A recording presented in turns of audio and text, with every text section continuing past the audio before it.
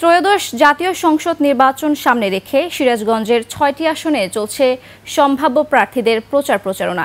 BNP, Jamaat ও NCP সহ বিভিন্ন দলের অন্তত ৪০ জন সম্ভাব্য প্রার্থী এবার মনোনয়ন প্রত্যাশী দিচ্ছেন এলাকার উন্নয়ন ও অগ্রগতিতে নানা প্রতিশ্রুতি। তবে জেলাবাসীর প্রত্যাশা অবাধ, সুষ্ঠু ও নিরপেক্ষ নির্বাচন আর যোগ্য প্রার্থী। স্বপন মির্জার তথ্যছবিতে ডেস্ক রিপোর্ট।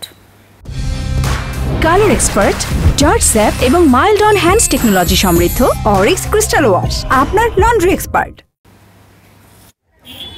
উত্তরবঙ্গের প্রবেশদ্বার হিসেবে খ্যাত সিরাজগঞ্জে ৬ সংসদীয় আসনের ৯ উপজেলায় ১৩,৪৫,৩১৫ জন পুরুষ ও ১৩,২০,১৬৪ জন নারী সহ মোট ভোটারের সংখ্যা ২৬,৬৫,৫১১ জন। ফেব্রুয়ারিতে জাতীয় নির্বাচনের সম্ভাব্য দিনক্ষণ ঘোষণার পর থেকে বেশ নড়েচড়ে বসেছে রাজনৈতিক দলগুলোর মনোনয়ন প্রত্যাশী ও প্রার্থীরা। মনোনয়নের আশায় একাধিক বিএনপির প্রার্থীর সরব উপস্থিতি রয়েছে মাঠে।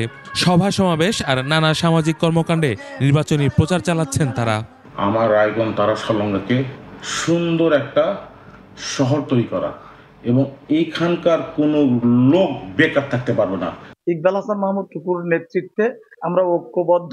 আমরা ইনশাল্লাহ ৬টা সিটেই আমরা জয়লাভ করব। শাহজাদপুরের এই যে সমৃদ্ধ হবার যে জিনিসগুলো, আমাদের অন্তর্গত যে শক্তি আছে, আমাদের যে সমাজ আছে, এই সমাজকে পুনর্জাগরণ করতে হবে।